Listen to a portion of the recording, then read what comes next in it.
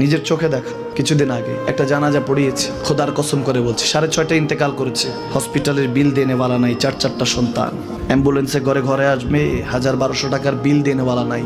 কি বুঝলেন? ক্ষণস্থায়ী দুনিয়া। মুমিনের কম থাকলেও আমি বলি, কেউ যদি এসে বলে হুজুর একটু দোয়া করেন, খুব পেরেশানিতে আছি, আমি তার হাত চুমু খেয়ে বলি তোমাকে মোবারকবাদ, আল্লাহ তোমাকে ভালোবাসে। পেরেশানি তো মালিক দেয়, এই জন্য এটা রহমত মুমিনের জন্য। পেরেশানি দেয় যখন ফেরেশতারা বলে আল্লাহ চাইতেছে টাকা পয়সা চাইতেছে, বলে এটা কি? বলে ফাসেক, দে বিদায় কর। তার চাওয়া চাই, বিরক্ত লাগে, বিদায় কর, কি লাগে দে।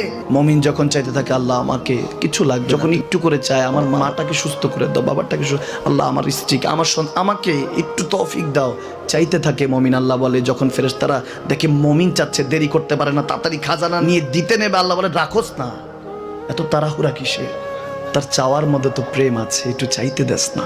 থাকুক না মুমিন আর একটু পেরেশান, থাকুক না, থাকতে দেস না।